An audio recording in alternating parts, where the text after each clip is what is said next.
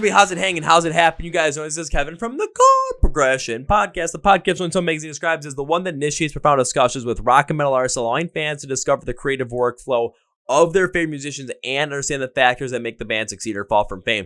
We are all sponsored by Dark Fusion Systems, the best for your custom computing needs. Get $100 off your entire code CVPod at darkfusionsystems.com. Links are from the podcast below.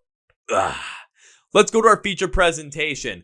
So we keep bringing you many great artists, many great new artists. We've got one that you may have never heard of that you're going to want to check out. We have Katerina Nicole on the podcast today. Her brand new EP, Serene and Violent Oceans, was released back on February 21st. So you can check it out. Katerina had a weird, strange transition into music when it came from going from a background in more of the pop punk realm to then doing EDM and pop to dark pop to now definitely more of a heavy music kind of space. We talk about the transition that is into that, the difficulty in writing some of the brand new songs on this EP with that new sound line and how she found her sound and was fully and freely willing to be vulnerable with it as time continued to roll on. This is something that a lot of artists who might be afraid to try new things or try to get into music or fully embrace the identity that is their music, a shot to listen to because this has a lot of inspiring takes. Are you guys ready? Let's go! Yeah. Well, ladies and gentlemen, boys and girls, listeners of the Chord Progression Podcast, another big thank you has to be given to Tori Kravitz from Adam Splitter PR because she has been constantly sending me some of the best artists that I could possibly imagine to bring on the podcast for a little bit over the past year at this point. And every time it happens, like, okay, let's see what's coming up. Let's see what's going to be on the pipeline. And yeah, it never disappoints. So we've got someone right here that fits that mold perfectly. Her brand new EP, Serene and Violet Oceans, came out on February 21st. So we're recording this right after the release of it. So you've definitely had time to listen to it. But let's get to know about the EP. Let's get to know about the artist herself as well, because this is something you're going to want to get to know about not only now, but definitely for the future. So you can brag to your friends that you were a fan of hers before it was cool. So please welcome Katerina Nicole, the podcast. So Katerina, welcome to Chord Progression Podcast. Hey guys, thanks for having me. Thanks, Kevin, for having me on. And yeah, thanks for Tori as well. She's amazing with Adam Splitter PR. Yeah, I got to give Tori a huge shout out. It's like, because ever since she started working there, it's like every artist I get sent, I'm like, hey, I like them. Hey, I like them. Hey, I like them. Even ones that might be a little bit out of my wheelhouse sound wise, it's all right, let's give them a shot. Let's see what they have.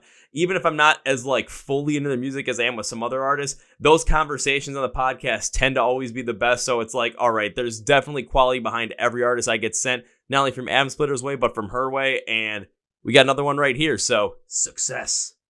You know what? I saw that you did one with The Warning, and those women are so talented. I actually saw them live recently, so I was blown away. They're freaking amazing. They really are.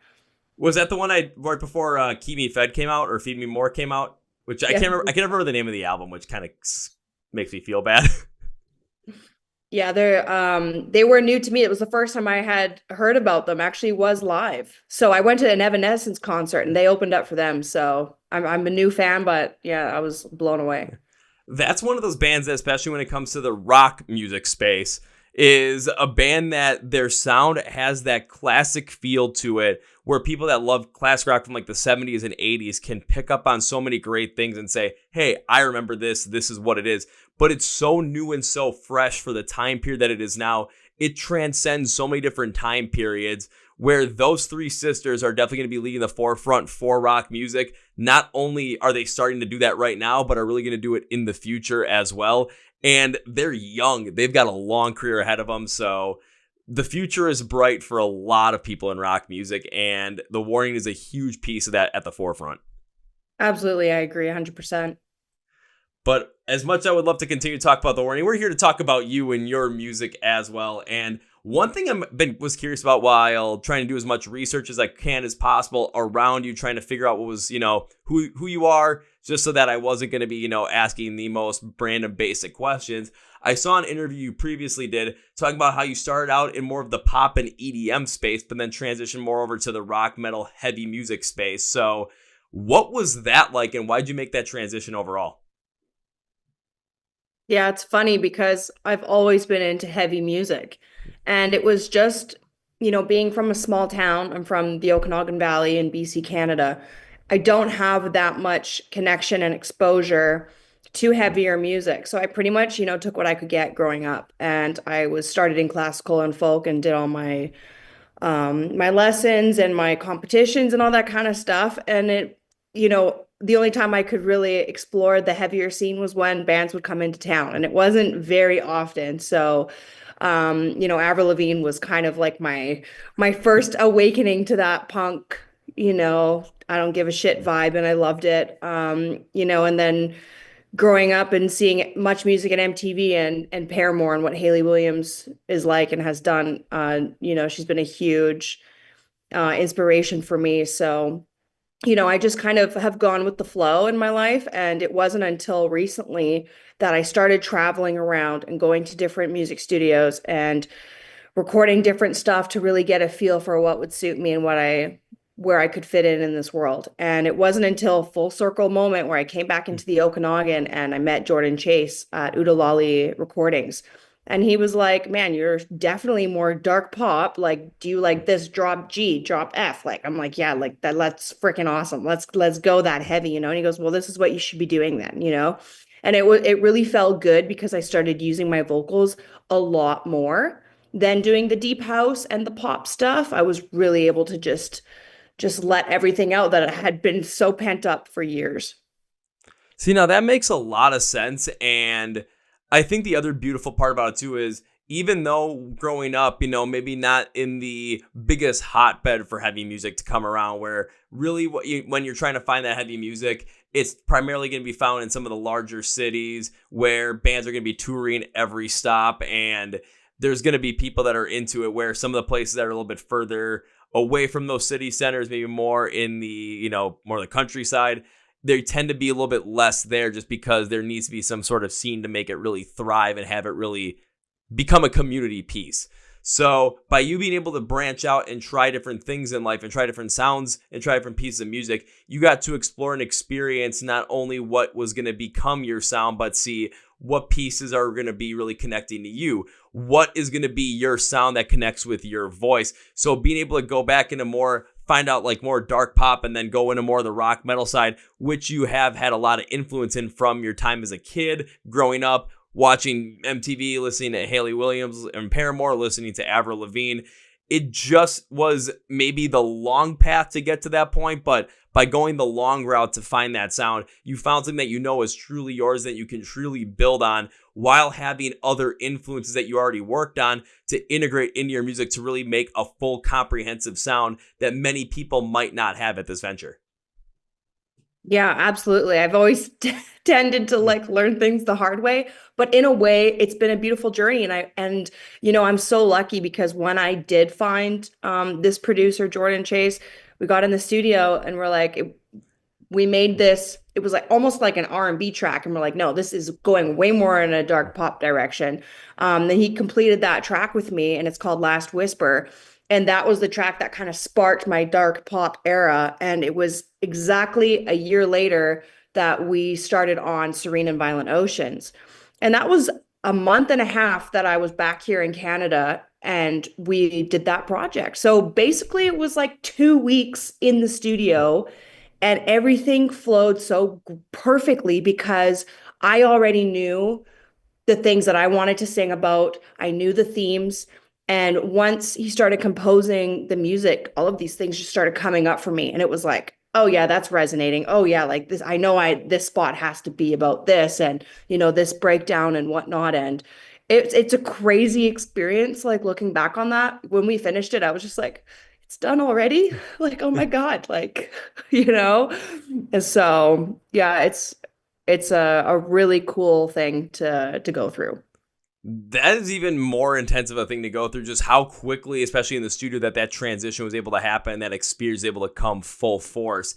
Yeah, it seems like you definitely went the long way about it, maybe you went about the hard way, but at the same time, if maybe you went about the easy way where it's just you naturally went into that heavier music path, maybe it wouldn't have connected as much. Maybe it wouldn't have meant as much. So when you finally got in the studio to start creating these tracks and really dive deep into this, your voice may not have come out as powerfully as you wanted it to. You may not have found it as confidently as you did. So again, by going about it the long way, but maybe going about it the hard way, but then having it hit in such a moment of inspiration in the studio over the course of 2 weeks, now you have something that you can continue to drive forward on, but is so embedded in yourself that as your sound continues to grow, you have that bedrock of a core sound that is your voice, that is your style, that's going to be able to impact and evolve everything that you do from here on out. Yeah, there is no more second guessing myself. This EP is 1000% me. There's no denying that. These are my lyrics, these are my feelings, my experiences, all of that kind of stuff. So yeah, here I am. It's like, here we are. Here's Katerina Nicole. And this is essentially, in a weird way, like the manifesto of who she is, writing this EP for everybody to get into. And that's the beauty of music as well. You're able to fully express that in a way that not many other people can accurately or, maybe confidently do. But we end up listening to these songs, listening to music, and we're able to pick up on certain pieces that we can relate to. So we can use that as a way to explain our own thoughts and feelings to other people or to ourselves as well. We use that art in a way. We need artists that have that confidence and have that willingness to put themselves out there so that we can connect with them. Vulnerability leads to that connection point. And if everyone ends up being so closed off and stoic, then we're all walking through life in these little boxes and we're not able to connect with anybody else or emotionally grow on a different level than music allows us to. Absolutely. I have a track in my EP called Emotionally, and it's really about that. It's learning to breathe again and inhaling and exhaling and being okay with being vulnerable and being, not okay. And, you can hear it in my last couple of EDM tracks. Like I started getting more melancholy, and I was like, damn, I'm ruining my this sound, it's not supposed to be like that. It's supposed to be more like happy and upbeat. And that was like the turning point for me where I was like, no, there's some things in here that I got to get out. But especially when it comes to music, I mean, I'll use EDM music. Yeah, usually a lot of time it's very upbeat. It's rather positive. There's really not any room for melancholy or maybe negative vibes at times. But we're all humans, and humans go through periods of emotions where we're very positive. We're very confident. We feel like we are on top of the world and there's nothing stopping us. But because of that, we're also human. We have those moments of despair, of just pure melancholy, of not feeling ourselves, feeling like the weight of the world is on our shoulders and it's crushing us under the weight of its own expectations, the weight of our own expectations. So if you're not feeling like you can put that out there in a certain style, then by exploring yourself and figuring out where that sound is going to come from, by amplifying that like what you did on Emotionally, it allows that to come out. And heavier music, especially in the rock and metal style, can allow that to happen. We see bands that come from such a deep, darker, more emotional place, and their music can resonate with so many people on such a different level. And we can see a band right now over in Germany called Electric Callboy who can take themselves the least amount of serious as possible, come with some of the most ridiculous songs they could think of, and just bring the positivity, all while having a very similar heavy style. So it seems like the world that you're in now, especially going back to the rock and metal space, it allows you to explore so many more emotions without feeling like you're boxed into having to be in a certain headspace all the time. Absolutely. And, growing from this EP and this experience, I am a different person. It was a very healing process for me, and we're already working on, the next tracks, the next EP, and there's different emotions and different vibes. And, I kind of have come into this new space with 2 feet in, like, hey, I'm feeling a lot more confident now. Like, there's definitely some new things to sing about, which is exciting.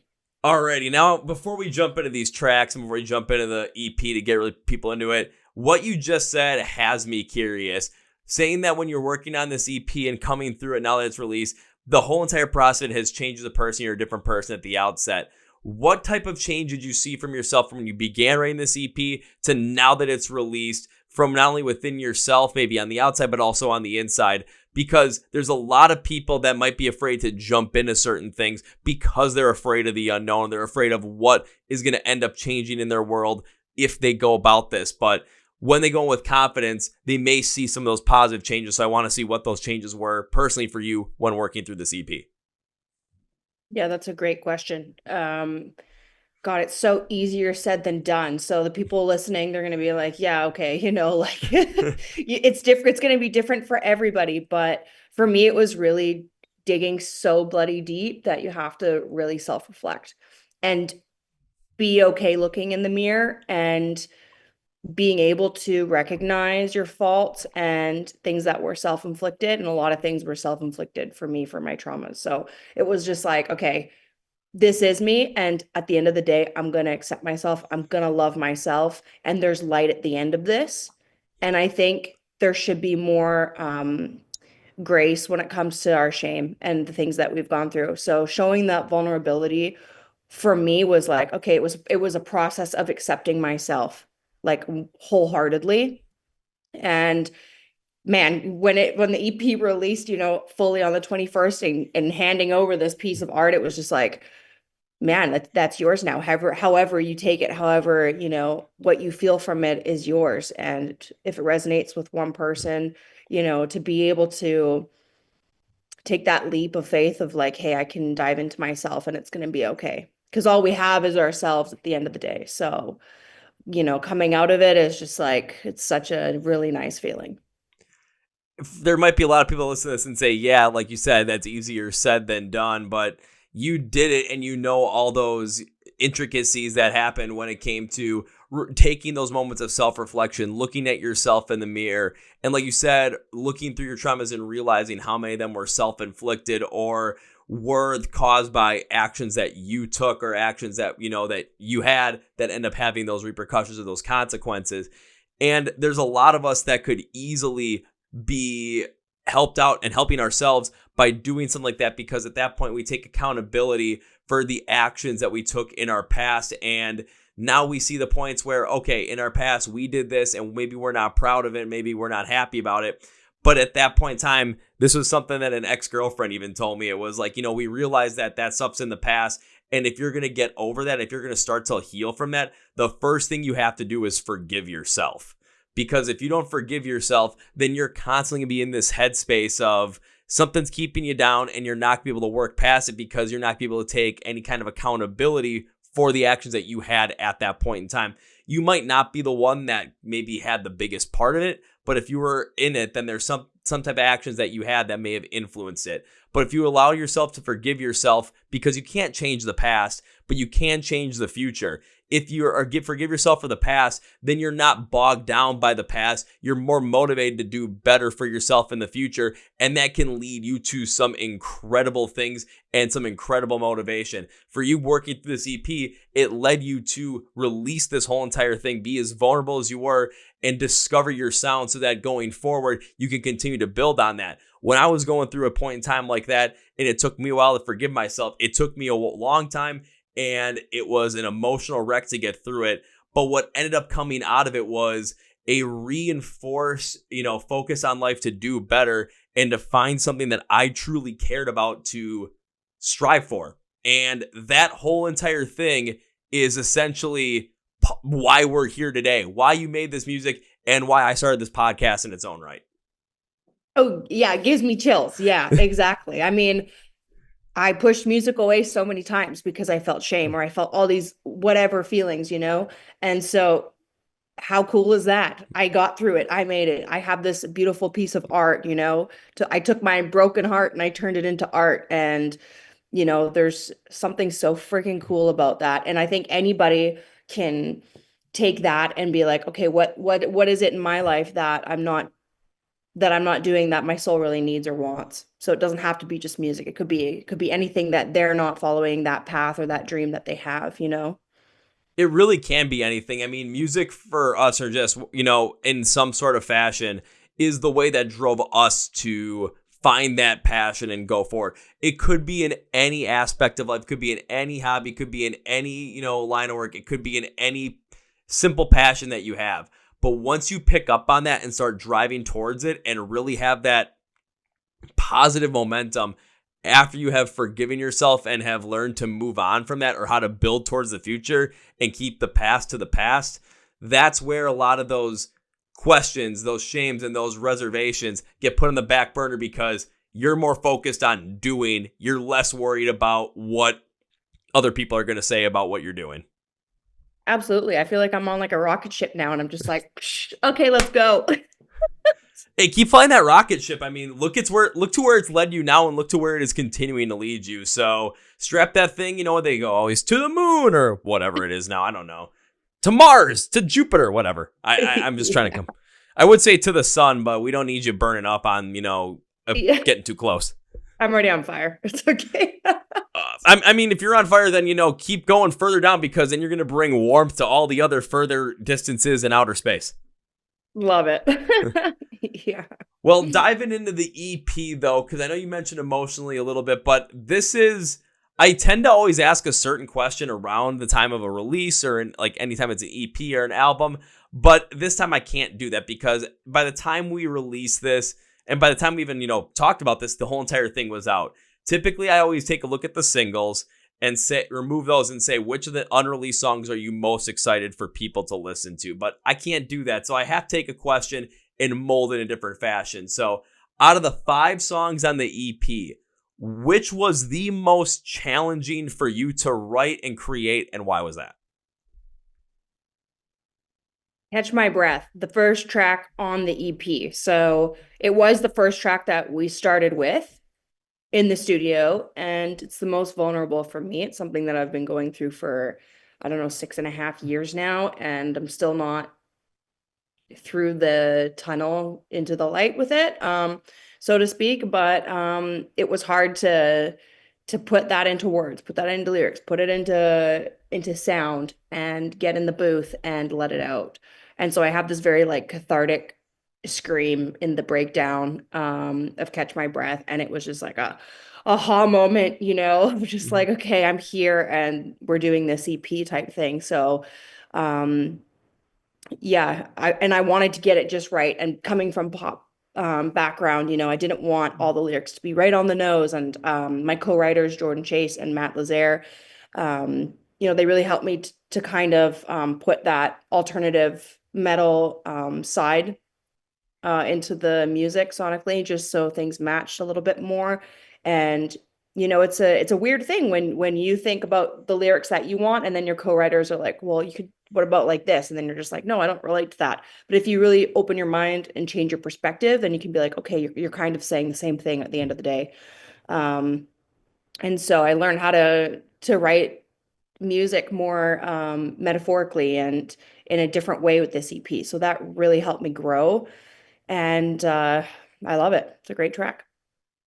If you were to ask me which one I was going to guess was going to be your pick, it was honestly going to be Catch My Breath, because I thought about that in a very similar passion, especially with that scream going into the break, because when that scream hits, it sounded a little feral in a way too, but just that emotional release of just a lot of pent up emotions, whether it's anger, unhappiness, even like that depression that kind of sits in you. You're just like, I just got to let it go. Or even if we think about it, times where people are like, I just need to have a good cry. Sometimes you just need to have a good scream to kind of just let it all out and just have that moment of, all right, I have let some things go that I was holding inside, but that really put it further out there in this type of a song. The thing that I was thinking about why it might have been the most challenging was because when we think about like songs for certain artists, like where's a great song to start with an artist to get into their sound? I thought it was this one for sure, because it shows more of that transition from that EDM and pop world to dark pop to more of the heavy music side, because there are all different types of influences and pieces in play that relate to so many different genres. But you start to see how it's all coming together and how it's all coming into the sound that you have now cultivated. So if we're trying to get a full look at who you are as an artist from where you came from to where you are now and get a good indication of where this sound is going to continue to evolve, Catch My Breath was the one that really let all of that out, especially when I was listening through it. I love that. Thank you. I really appreciate that. Definitely. And I know my producer was just like, trying to ease me into this, even though I was like gung ho and I was like, yes, I'm down. I know he wanted to pull some of that just to have a little bit of familiarities between, my older stuff. Because, that has helped shape to where I am today. So, yeah. Yeah, and it's again, I know we talked about too when it came to, forgiving yourself for the past. It's you're not letting the past go. You're just not letting it impact you in a negative way like you had before. And similar to like with this, you're not trying to restrict the music that you made before or where you explored your sound before, but you're able to put some of those pieces in there, but you're using those pieces as references or amplifications of what the sound is now to really grow it and show exactly who you are as an artist then, now, and forever. Absolutely. There's nothing wrong with that in my opinion, because it's going to show, my fans and listeners like, hey, this is her journey, and those people that are coming along on the ride, it's kind of cool. Hey, just everyone be along for the ride. Strap yourselves in. You'll be going up the hill. All of a sudden, you're gonna hit that hill, going down, going, wee, we're all full into this. Woo! Just make sure your hands are always up at all times in utter enjoyment. That's what it's got to be. Just imagine like a roller coaster with a never-ending downhill. Right, but if you're cliff jumping, make sure you do that. Make sure you do that, because otherwise you're gonna hit the water and it's gonna And you really dislocate your shoulder. We don't want that. sounds like that's coming from personal experience. Yeah, it happened to an ex-boyfriend of mine. It was a little bit crazy. I think he like jumped like this and then it dislocated. And luckily there was two guys that were like that were there at the time, two bigger biker guys, and they popped his shoulder back in place, so I didn't have to. Thank you. Well, thank you to the big biker guys that somehow know certain pieces about how the human anatomy works. Right, yeah. Well, even including with Catch My Breath, how you talked about, previously in other music ventures, you had to be a lot more straightforward with your lyrics, but now you had to learn how to write lyrics more metaphorically to really fit in with the sound that you're trying to go for. What was that transition like? And when it came to being more vulnerable in your music, was it easier to do it in more of a metaphorical written way? Yeah, in a way, I believe that's also one of the reasons that helped me heal so much, because it was very important for me to turn these experiences into a healthier, lighter perspective, to be able to forgive and accept myself, but also those as well that, I'm writing about. I want to give light and love to them at the end of the day. So I think all of it is that healing process of for myself and for the style of my music. Well, and continue to think about even the music that influenced you when you were younger. When you talk about Paramore, you talk about Avril Lavigne. Yeah, sometimes they wrote some stuff that was a little bit more tongue-in-cheek, but they definitely put a whole bunch of metaphors in there. So when you were listening to it, I mean, this happens when we listen to music all the time that has a little bit more of that metaphorical sense to the written lyrics. We're able to take those sounds and take those emotions and take those ideas and formulate them down to their core emotion and then relate them to ourselves so that we can feel them a way that we know. So yes, we might be thinking about two completely different topics, two completely different events that impacted us, but emotionally they hit us the same way. And that's why metaphorically, especially if you go not too abstract, but not too specific, so you find that sweet spot in there, then we're able to follow along emotionally with the journey, but we're able to put our own selves in there and relate to it in a whole different way. And we're able to do that from little on. So even when you first started listening to music to when you were a teenager, really starting to get that full musical identity to creating music and going through life, it continues to happen. And now you're on, especially the other side of that, where instead of being on the receiving end of the sound, you're on the giving end of that music to so many other people. Yeah, that's so cool for me, because I know it's not easy to do those hard things. So, yeah, for Yeah. sure. It's not easy. And again, like we've said, it's not easy to be open and vulnerable. But when you're able to just get, be confident enough to get through that, be confident enough to be vulnerable enough to bear all this stuff out there the way that you did, now it's out there and people are connecting with it. So there's definitely a lot of positivity here that not only I can see on your face that you're feeling from it, but that many other people who have listened to this can feel from it as well. Yeah, it's been so cool. I just did my EP release show this last weekend, and most of the people there, were hearing my stuff for the first time, and it's really cool to look into the audience and look at people's reactions and get that energy from them. So, it's just the start. Yeah. Well, now let's go not only that EP release show, because now you got a live perspective from people who may have been hearing it for the first time and had no idea who you were. But we can also take a look for it from it's been out, especially by the time I'm recording this, for a couple of days. So we can see how some of the reaction of these songs are coming through on a place like social media. So from not only your EP release show, but from what you're seeing online as well, what has been the overall I also said reaction, but it's reaction and reception from this EP release? Yeah, seeing some of the reaction videos on YouTube have been really cool. From guys that do this all the time. And I love watching them too, of other artists doing these interviews, seeing the comments. For the most part, like 99% of, the feedback is really genuine. It's just like, wow, this music is heavy, it's great. And then she's got this like these sweet vocals on there, and it's a nice sweet and sour. So I personally love that. I channeled a lot of Deftones during this EP. I got a lot of inspiration from Chino. I really had to learn how to go in those soft vocals and then, get punchier and stuff. So there was a lot of learning for me in this, and seeing what I can do and what people could like at the same time, because at the end of the day we all want to make a catchy, memorable song. We all want to make a catchy, memorable song, but at the same time, we don't want to force ourselves to only write things that might be catchy and memorable, because I've talked to many artists about this. When you try and force stuff, I got to write the catchiest riff or I got to write the catchiest hook, then you write something that doesn't have any substance behind it, and then you're constantly trying to chase numbers on Spotify, on any kind of streaming service, trying to always beat the next song, and then the art ends up suffering because of it, and the genuineness of it suffers for it. But when you're able to create a song that, you're putting out there, you absolutely find a hook that is perfect for it, that's perfect for the emotion, perfect for the drive, and you hope people end up catching on to it. You're getting people to do reaction videos to this who do this consistently.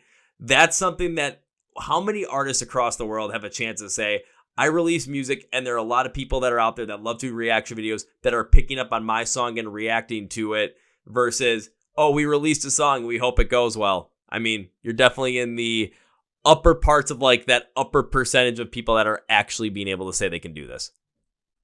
Yeah, that is so cool, and I don't take that lightly or for granted at all. And anybody that takes the time and to get to know me or to listen to my music, it means everything. And just being on here with you today is like it's one more networking connection, and Mm-hmm. getting to know each other and what we like and what we don't like, and having these really good conversations that I think are not talked about enough. No, they're not talked about enough. And that's always what I've kind of wanted to do with this podcast has been, I want to get to know the artists. I want to get to know who you are as people. Of course, I want to talk about the music as well, but I want to always see where the conversation goes so we can have that natural flow to actually get down to the nitty gritty of what we really want to talk about. And it could be anything. There's one time I had an episode where first thing we talked about was, okay, how'd the album go? How was the creation of this album? Let's just go into that. Got into a whole entire political debate for like an hour. And I wasn't expecting that, but that's where the band wanted to go with it. So let's follow suit with it. Let's see where the conversation dictates. We get really deep. We get really goofy. But I want to show the artists as they are as people and really get you to connect with them. Not only on I like their music, but I also just like what they are as a whole entire person. And let's get behind them even more so. So having a conversation like this is what I absolutely love to do, and is why I've been doing this for over 6 years and over 600 episodes at this point. Woo! It's going to keep it rolling. Yeah. There is something I'm interested, though, when you brought up the reaction videos and you watch them yourselves, which I totally understand, because sometimes they can be fun, they can be really wacky, and you get some weird insights that people are seeing from your music as well. Is there a reaction video that you watched of one of your songs that is standing out to you in your mind as maybe your favorite, the one that was the most memorable? Yeah, absolutely. Recently, Johnny Foxtrot on YouTube did a reaction video for me, and he was almost in tears for he was reacting to What I Know Now music video. And it wasn't just the visuals, it was the music. He loved the visuals, and he was like, I think he was really, really resonating with it. And that's a beautiful moment when someone can like have the same feeling that I had making the song, and being in that hard place. And the lyrics are, I'm learning to live again, heartstring tearing lover. And it's like all this gut wrenching, lyrics that I'm singing about. And it's like, wow, this person really freaking gets it. He completely sees me in what the point that I was trying to, come across with. And, I wanted my visuals to match. And he was like, boom, I get you. And I was like, oh, thanks. And that's pretty awesome. That is something, again, that is unexplainable, really, in terms of the impact that it can have on not only an artist, but also a person. Well, you're actually seeing the impact that the words that you're singing, the way that you crafted it, the music that was created, how it's hitting someone in such a deep emotional way. But the crazy thing is, it was a way that it was intended, that you created for a way to hit you emotionally in that way as well. And because you're able to see it, I'm not saying it's going to give validation, but it gives that, sort of feeling that no matter what happens with the song, no matter what happens with the music in the future, your music was able to touch somebody in such an impactful way that it made them feel something stronger than maybe they've ever felt before. Right. And we're not alone. We go through those same emotions. We go through those same same emotions and different experiences, and to be able to not feel alone in that is pretty awesome. Again, pretty awesome. Pretty awesome. But there's times where, the conversation on this podcast, they tend to sometimes, revolve around some very similar topics or similar emotions, similar ideas. But it's just like you said, we as humans, we go through some of the same experience. We go through a lot of different experiences. But typically when it comes to emotional experiences, when you think about, an experience of grief, an experience of joy, elation, feeling depressed, feeling anxious, feeling like, you're on top of the world, or that, you're at the bottom of the world and you got to hold up the world on your shoulders and no one's there to help you. All of us have gone through a feeling like that at some point in time in life. And we can feel that early on. We can feel that later on in life, in the middle of life. We can feel it in all different aspects at all different times. And the beauty of these conversations we can have, especially around music, is they amplify that, and they let us not necessarily relive those, but reflect on those and see how powerful those moments were, how powerful those emotions were, how powerful the connections that we have with those people that are close to us really were and are still. It's an incredibly beautiful thing. And if we didn't have music, or we didn't have musicians that were willing and confident enough to be vulnerable in expressing these emotions, then again, we'd be walking through life not being able to fully connect with each other in boxes, just constantly. The deepest conversations we would ever have is lovely weather we're having. Mm-hmm. Yeah. And What I Know Now is a special song because it really is about feeling like you're not good enough to do what you want to be doing. So for me, it was music. For the longest time, I kept pushing it away, and I was like, no, I don't think what I have to say matters. I don't think my voice is good enough, whatever, all those thoughts that go through our mind. So that was mine. My producer had the feelings of, can I really produce? He's had so many peaks in his career. He's been in many bands. He's toured the world. And then he really wanted to produce. And hell, he's a damn good producer if you hear these mixes in this EP. But, he has that feeling sometimes of, imposter syndrome. And it's like, we all have that with something, and with something in ourselves. So that song, What I Know Now, is really about, hey, I'm here. I'm good enough to do what I want to do.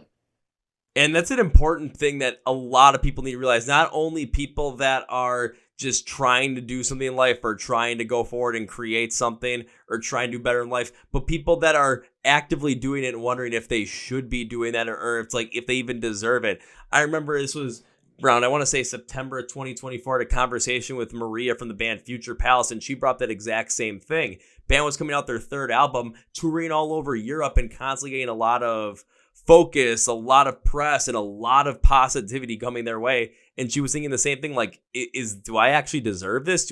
Is this what I actually am supposed to be doing? And it's moments like that where we realize, the human that's behind us, that we're always going to be questioning these things. We're always going to be wondering if we're doing the right thing.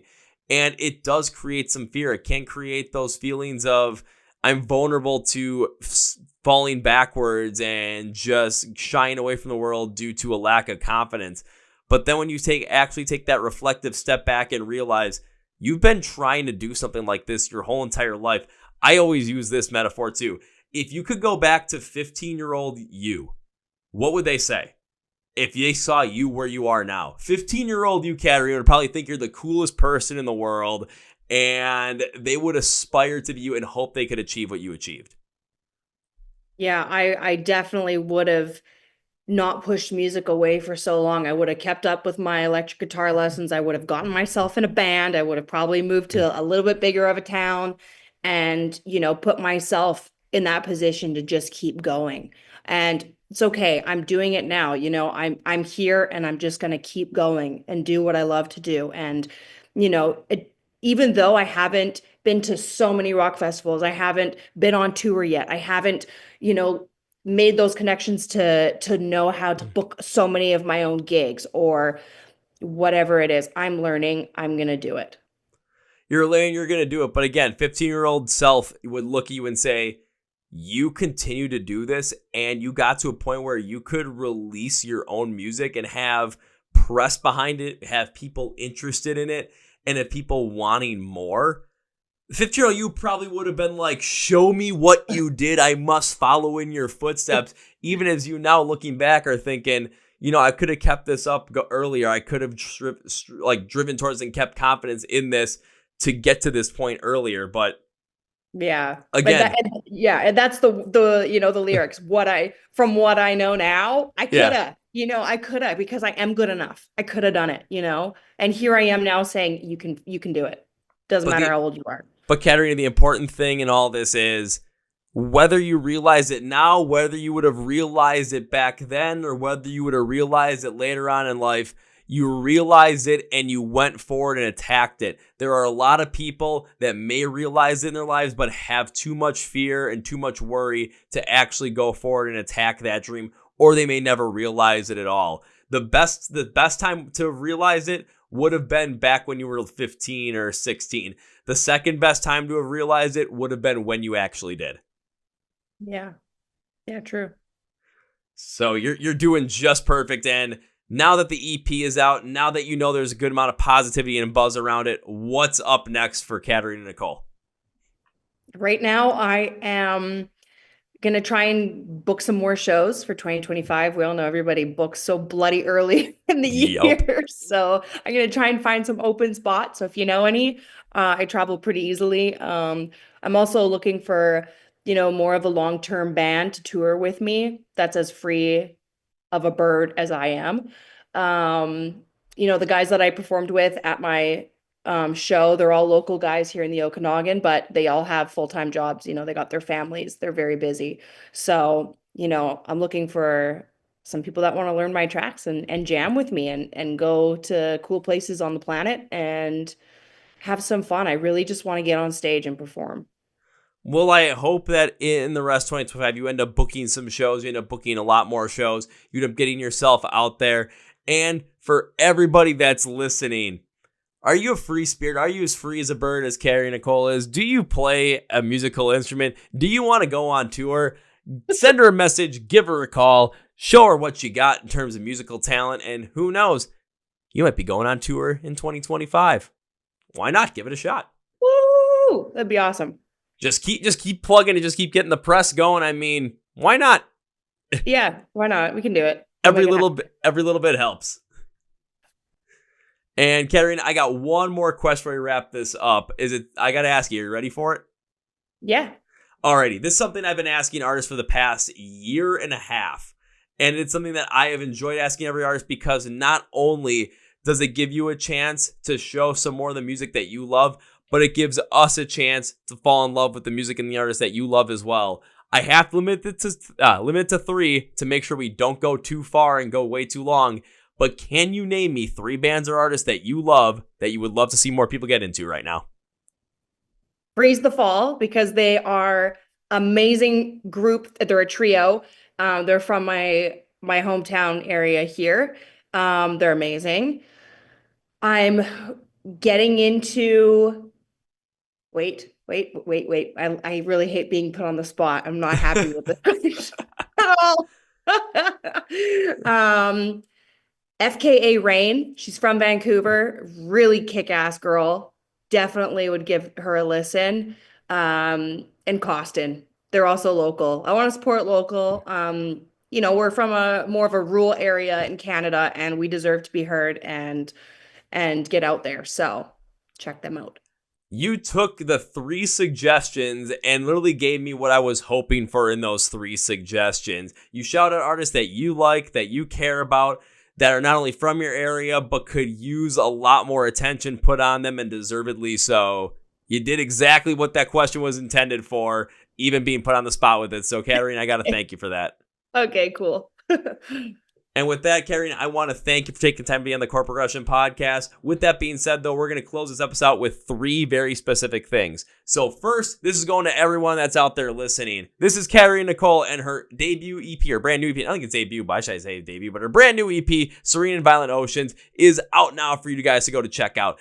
And when it comes to checking out the EP, when it comes to getting to know what she's up to, following along with her on social media, know where she's going to play shows, where you can support her, and of course, if you're a musician and want to potentially go on the road, where you can, try and contact her, go script to the podcast where it says find Katerina Nicole online. Links and labels for everything are there. Social media wise, YouTube wise, Spotify, Apple Music, website, merch, whatever I can find. It's all gonna be down there for you. I'm doing all the research. You can call me Kevin, aka Google at this point.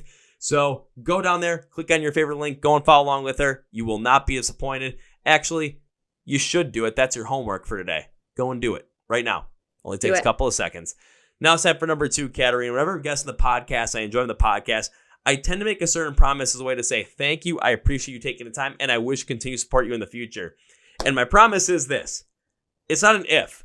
If implies that this might not happen, and I hate the implication that might not happen. So we'll go with when. When implies, yeah, this will happen. We just don't have a day or time yet. But when I get to see you perform live for the first time, I will come and find you. I will come and say hello to you. But that's not the promise. The promise is first round's on me. Sounds good. And the second and the third and the fourth and the fifth are on me. So I get 6, 7, 8, 9, and 10 then? I guess so. If it works, it works. But Katerina, I want to thank from the podcast today. Number 3, I cannot end this by saying goodbye. That is way too final. I would love to bring you back on the podcast again in the future, talk more about music, talk more about what you're doing, get more people to know with you. Plus, I made you a promise. I got to keep that promise. So this cannot be goodbye. This is going to be, I'll see you later. See you later. Well, folks, that was my interview with Katerina Nicole. Now it's time for Kevin's final thought, and we're going to go about it in this direction. What I was fascinated about this episode was Katerina's willingness to show how not only she was vulnerable in making this EP, but vulnerable in transitioning into the heavier sound as well. And when she talked about how, it took her a while to get this. She took the hard way to get to this when it came to trying to figure out what her sound was, going into the EDM and pop world, getting a little more melancholy with it, and then finally fully jumping into this heavier space that really lets her grow and fulfill those musical aspirations and talk about what she wants to talk about. It's not an easy thing to do. And the fact that she was open and willing and able to just be expressive with it shows the confidence that she had and finally found to create the sound and really go forward with it. There are many times in life that many of us feel afraid or nervous to go forward with things because we're afraid we're not good enough, or we're afraid that other people might perceive us as weird if we do it. Or the other piece I'm thinking about is people might think of us as less than anything, or we might think we're not good enough to do it. But if you keep letting that happen to you, you just kind of fade back into the wayside. You never get to achieve those dreams or even try to. When I said the thing about, learning to forgive yourself, that is a huge piece of it. And I really hope many of you do that, because Katerina learned to forgive herself for those past experiences, those past traumas, understanding that she was a huge proponent in making those happen with just some of the way the actions happen. And even for myself too, when it came to the worst part of my life and trying to create the podcast, I had to forgive myself and accept those things that, maybe weren't the things I was the most proud of or the happiest that I ever did. But by accepting those and forgiving myself for those, I could go from woe is me, I can't stand this, or I'm always down about myself, I don't think I can do this, to now I want to do this and I want to try this because it's not about what happened in the past. It's what about is in the future that's going to define me, and what I do is going to define me. I want to thank Katerina for coming to the podcast today. When it comes to finding her online, go straight to the podcast. We'll links levels for everything. For social media, where you can listen to the new EP, Serene and Violent Oceans, where you can support her, where you can find her live, when she's going to be playing more shows. All that's down there. Hit subscribe in the Chord Progression Podcast right down here. Hit follow on Spotify Podcast. Hit the like button on the episodes to help push the algorithm. Our links for Facebook, Twitter, and Instagram are below as well, so go follow along with us there. I want to thank Katerina once again, and that's going to be everything. We're listening to the Chord Progression Podcast. My name is Kevin, and you guys know how I end every single one. That's the big, healthy, and hearty. See ya!